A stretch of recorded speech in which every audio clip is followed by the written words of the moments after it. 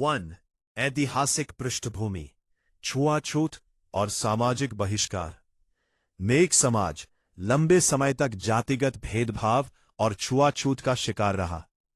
मुख्यधारा के परंपरागत हिंदू ढांचे में उन्हें बराबरी का स्थान नहीं मिला।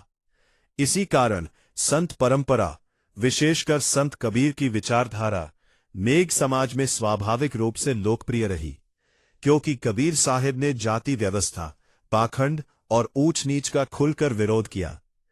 2. 1903 शुद्धि आंदोलन और आर्य समाज। 1903 में सियालकोट, अब पाकिस्तान में, आर्य समाज द्वारा चलाए गए शुद्धिकरण आंदोलन में लगभग 36,000 मेघों को शुद्ध कर हिंदू धर्म की मुख्य धारा में लाने का प्रयास किया गया। इसका उद्देश्य सामाजिक समावेशन था, परंतु इसके साथ आर्य समाज की वैदिक विचारधारा भी समाज में गहराई से प्रवेश करने लगी। 3. 1947 के बाद पुनर्स्थापन और संघर्ष। भारत विभाजन के बाद मेघ समाज को विस्थापन, पुनर्वास और सामाजिक पुनर्गठन की कठिन परिस्थितियों से गुजरना पड़ा। जालंधर जैसे शहरों में नई शुरुआत हुई। इसी काल में 1960-70 के दशक में संत नगर, चप्पल चौक, जालंधर में सतगुरु कबीर मंदिर की स्थापना हुई, जो आगे चलकर वैचारिक केंद्र बना। 4. 1980 का दशक, सामाजिक राजनीतिक उभार। पंजाब मेघ मंडल। सरदारी लाल आरेवाले की अगुवाई में पंजाब मेघ मंडल सक्रिय रहा, परंतु इसमें वैचारिक रूप से आर्य समाज से जुड़े लोग अधिक प्रभावशाली थे। ऑल इंडिया मेघ सभा। चंडीगढ़ में शिक्षित वर्ग द्वारा गठित इस संस्था ने समाज में नई बौद्धिक चेतना जगाने का प्रयास किया। ऑल इंडिया मेघ समाज। चंडीगढ़ की संस्था के प्रभाव को संतुलित करने के लिए जालंधर में एक समानांतर संगठन पंजीकृत कराया गया, जिसमें आर्य समाजी विचारधारा का प्रभाव माना जाता है। मेघ डे और सामाजिक मंच।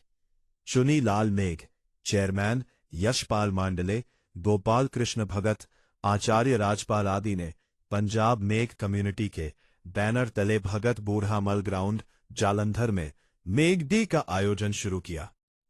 ये मंच सामाजिक और राजनीतिक चेतना का केंद्र बना। 6. 1982 छात्र आंदोलन और वैचारिक टकराव। 1982 के दशक में राजकुमार भगत की अगुवाई में पंजाब मेघ स्टूडेंट्स फेडरेशन का आंदोलन शुरू हुआ।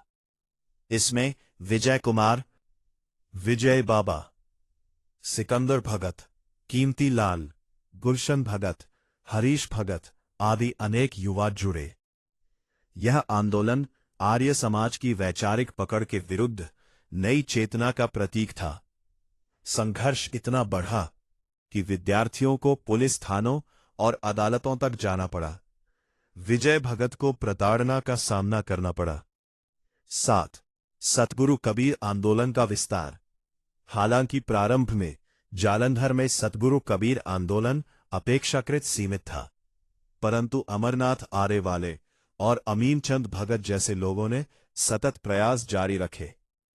धीरे धीरे सामाजिक जमीन तैयार हुई और सतगुरु कबीर मुख्य मंदिर की स्थापना संभव हुई। इसके बाद जालंधर की विभिन्न कॉलोनियों में सतगुरु कबीर मंदिर स्थापित होने लगे। 8. 1979 पहली शोभा यात्रा।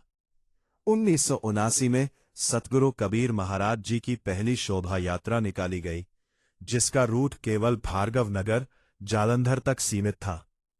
यह एक प्रतीकात्मक शुरुआत थी, जिसने आगे चलकर व्यापक सामाजिक धार्मिक जागरण का रूप लिया। वैचारिक परिवर्तन।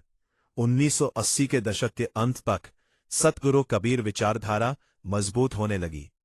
आर्य समाज का प्रभाव मेघ समाज में कम होने लगा। सामाजिक पहचान, आत्मसम्मान और धार्मिक स्वतंत्रता की भावना मजबूत हुई। निष्कर्ष। मेघ समाज का यह इतिहास केवल धार्मिक परिवर्तन का नहीं, बल्कि आत्मसम्मान, पहचान और वैचारिक स्वतंत्रता के संघर्ष का इतिहास है। संत कबीर की समतावादी विचारधारा ने समाज को आत्मबल दिया, जबकि 1980 के दशक के छात्र आंदोलन और सामाजिक मंचों ने इसे संगठित दिशा दी।